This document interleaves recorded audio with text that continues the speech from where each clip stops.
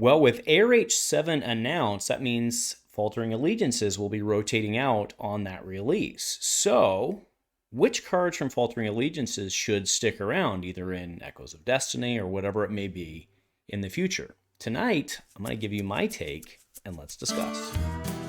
A huge shout out to our channel members for supporting what we do here.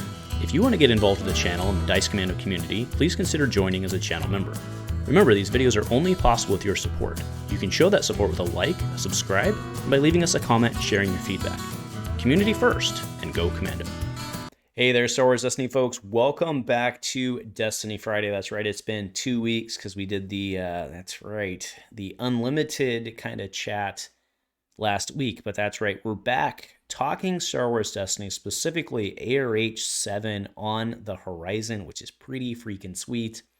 But that means ARH's first rotation. Now, we already talked about whole shebang, but what I wanted to do was kind of revisit Faltering Allegiances, which is the one set to ARH1, that was set to rotate out, and kind of look at, if anything, and that's a big if anything were to be reprinted, what might it be and why, and kind of give my takes. Now, before I pull up the thing and we start going through it, what I really wanted to talk about is kind of the set at large. It's kind of a very interesting situation, right? So the set at large very much set the stage for a lot of ARH things, right? I mean, my head goes like Vibro Sword and stuff like that, right? Like kind of staples. That said, the set also introduced spies, right? And that whole thing, detect. And that hasn't really been supported all that much, and such a good portion, I should say, of Faltering Allegiances was centered around that. If we make whether it doesn't have to be an assumption, but if we make the argument that it doesn't return, well, whether it does or it doesn't, right? If it returns, you would need stuff from the set. If it doesn't, you wouldn't. I mean, that's basically the argument. Whether you want to make the argument for or against, whatever it be, and that's not what I'm trying to do.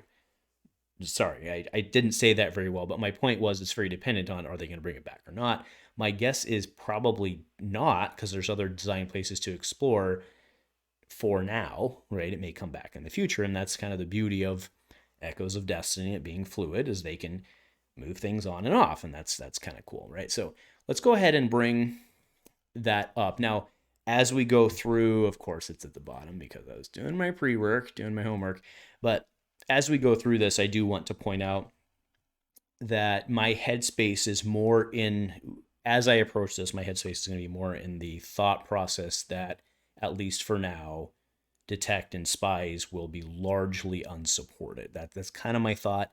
It doesn't need to be all that supported because it's, there are cards in the later 2 sets, I think the first 3 sets, correct me if I'm wrong there. But by and large, it doesn't need supported all that much, right? So I'm going under the assumption that, at least for now, detect and spies will be largely unsupported. All right. So now we're not going to go through every card on this list. It's a big set. That would be a long cast. So what I wanted to do really was kind of go down and touch on a couple of things. So by and large, I assume that for the most part, characters won't be reprinted, right? This inherently really makes sense if you think about it. By and large, any card that's going to be reprinted or stay around, in this case, whatever you want to say, right? Since it's not technically being printed, but any card that will retain legality has to serve a niche that it but it really has to be one of those cards. It's like, functionally, there's no reason to do something else that does the same thing, right? So from a character and weapon standpoint, by and large, you can make something that's slightly different, that's kind of cool and fits a theme and has a different subtype or whatever, right? By and large.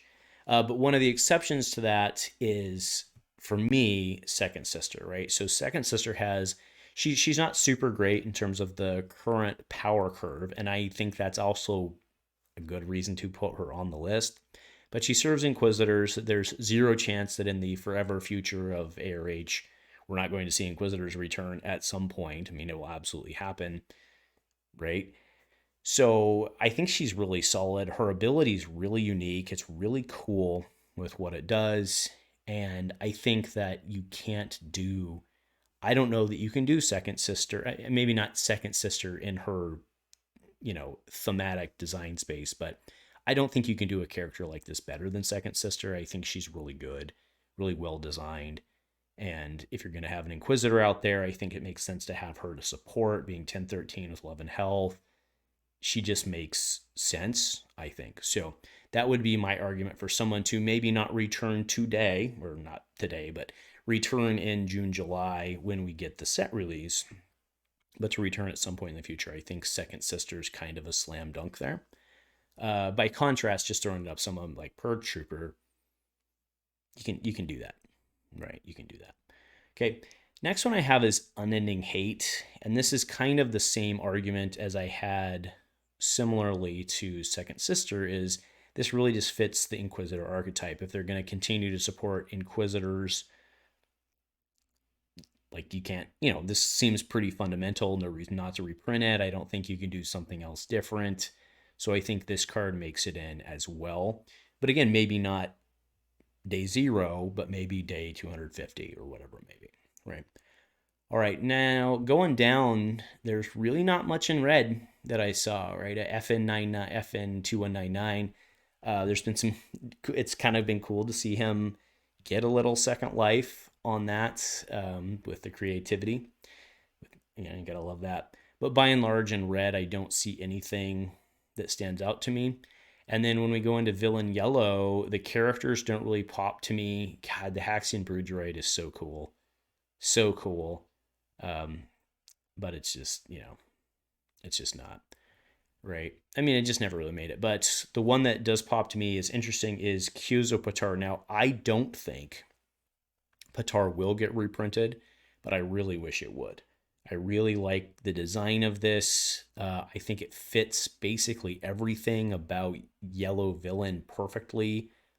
It's not redeploy, which is very, I think it's very, not only very fair, but I think it's very relevant for also kind of like the sub theme. I think this card's really well designed with the 2 blanks. The math on this is great. The restrictions on it are great. I love this card. I don't think you can design a card that does what this card does better. So the question would be, does this card need to exist? Does it need to exist? Probably not. I think this card's super cool. I'd really like to see this card stick around myself. Right now, I know I've got 2 characters on here. One that I think probably will be reprinted is Cal Kestis. And primarily just because the new game, again, I don't play video games like that anymore. But I think it's either out or it will be out soon. There's like a Fallen Order 2 or whatever. So I feel like we'll be seeing him. So if they're not designing him, like probably we'll have something like this. He's got a very cool and unique ability that begs deck building around. And again, I think, I mean, it's a great, like, this is a great designed card because it begs for others to be built around him and for decks to be built around him. And it's perfect, right? It makes sense to have, especially being a middle. He's probably a little on the weaker side, but like, again, that's kind of a good thing if you're doing a reprint. So I do think Cal probably makes his way back. All right, going down, nothing. Cassian, I mean, nothing needs said there. Right, going down through the red, I don't see anything that really fits. The rest of this in yellow doesn't fit, but I do get down to deal 18 Blaster. This is another card that's very unique in what I guess it, to be honest, I guess it kind of fits really the same argument I made for Patar. I think it's really cool. I think it's well designed. I think it also fits yellow hero theme really well. Again, you don't have redeploy. You have a powerful weapon, 2-drop with no redeploy, which I think is perfect. The math on this card is really solid. I think it makes sense. I do grant you that, I mean, it's a good card. In fact, it's probably an above rate card that doesn't even see a ton of play today. And I think to that end, like, I think that's kind of fits my point. I think that I don't think you can design something like this does it better. I mean, if you want to design something that somehow has flex resolution options, I don't know that you can do it better than this. And this is, yeah, card solid. Right, next, yeah, going all the way down, I don't see anything until I get to intelligence operation. Now, this one, again, to the discussion we had around spies and all that, I don't think this one gets reprinted day 0, but I think it gets reprinted day 250 or whatever, right? Because if they bring back spies, you can't do anything better than this card, right? You just can't. It's perfect. They can know they're bringing it back and design around it. And the reason a card like this is, is also really, really strong from a design standpoint is the -1 allows you to exclude other pairings or design such that you can exclude other pairings, right? So like if you want these two spies to play together, you can make one 15 and one 16 and then know they have to use the plot because they line up. But then now you know that 15 can't play with any other 16. So you can put your other characters that would like be super good with them at 16, right? It's a great design tool. I can't see this card not coming back for that reason. Like you can't do anything better. And it's, shy of being like, you can only play Baze and Shurt together. And I get it. That doesn't apply exactly here, but you follow my point, right? Aside from you can play Jyn and Cassian together, it's perfect, right? It's perfect. It's flexible in the design space. It gives them a lot of design wiggle room so that they can design an inclusive package and still exclude. Right, this is great. So this card definitely, I think maybe not again day 0. This card definitely comes back. I did want to speak to Force Affinity. So this is a card that I don't think should come back, but I think probably will. I think this card will probably come back just because of its latent popularity and what it does. But the upside on this card is even today too good for what it is. Being neutral is that's the design of the card, is being neutral, being able to spot both. I get it. The upside on this card is too good, and this card needs to not come back. I get it. It's not a problem today. The card's still too good and just needs to go away. But to my point earlier, I think this card will come back because I think so many people have enjoyed using it in the past and the flexibility of it being neutral on both sides. I think this card does come back. I think it shouldn't, but that's not my call, right? Not my call. Okay. Next is Faltering Allegiances. I think this card should come back because of, rainbow, wide rainbow stuff, and not so much anymore. The ARH team in the later sets has done a very good job of kind of solving, or not really solving, but kind of dissuading that thing, right? But rainbow wide has been a thing since the beginning of Destiny in taking advantage of things, right? As Night Sister Trooper, right? So on. And this card's really strong to that end, and it also has a drawback because it's a forced. But also, I kind of feel that it's kind of just paying homage to, some of our folks in the past, right? And their sets in the past. And I think it would kind of be neat if the title, I to be fair, I haven't looked at all of the title cards and really evaluated them within the generic space. No pun intended, because it's a generic, but it would be kind of cool if the title card from each of their sets stayed legal, right? Kind of as an homage type thing. I think that would be really cool. But all that aside, I think this card actually has a spot. I think it's neat, right? If certain decks get out of control, you run 2 of them and you get 3 direct damage. That's a pretty nice pseudo silver bullet check and balance, and I really, really like the concept. All right, next. Not last, but definitely the biggest one, Vibro Sword. So I will be honest, sometimes I forget this isn't an FFG card because it's so fundamental to everything. And that is as much of an argument for it to stay as it is for it to go, right? I completely acknowledge that. And I'll be honest, I actually don't know what the right answer. I don't obviously know anyway, but I don't have a feeling what the right answer is. I personally think that because this card has fed into so much of what's been designed and tested, I don't think we can remove this card. I don't think we can remove the card. So that's kind of where I stand really is I think it should stay.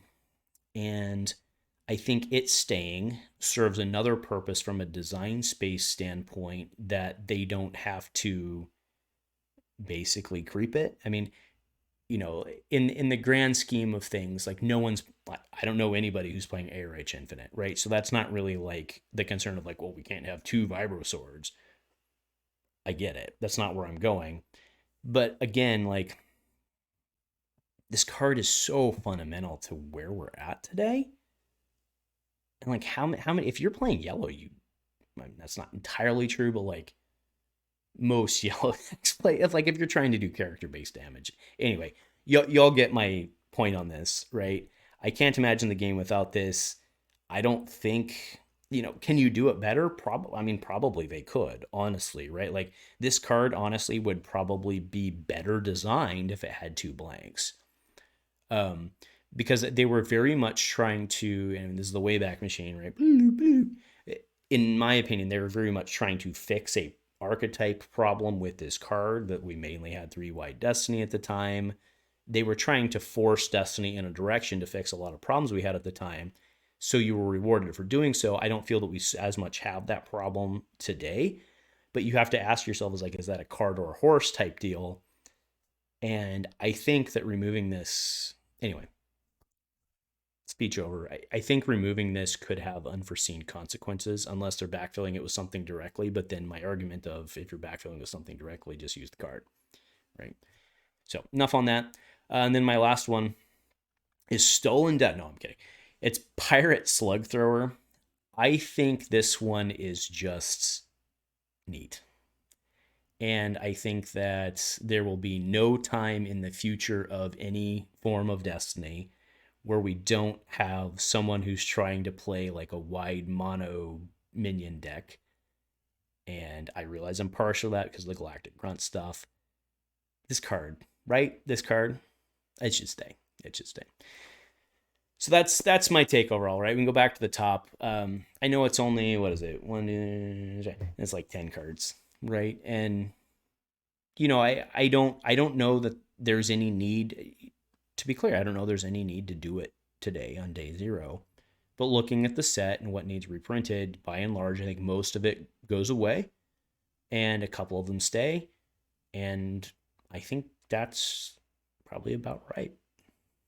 Right? You don't want half your set to stay because that means that it was too pivotal and that you made design choices around that, which means it was probably too powerful.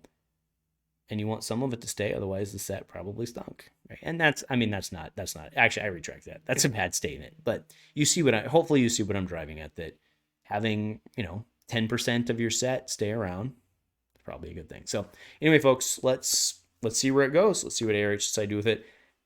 Hopefully by now you've already let me know below, because let's get those comments, right? We got to compete with those unlimited folks now, right? So yeah, they're already making videos and the game's a year away. They don't even know anything about the game yet, and they're already making videos trying to get your Patreon money. But anyway, thanks for sticking around, folks. Do appreciate all of you, especially those names down there, but all of you for being in Destiny. If nothing else, folks, go Commando.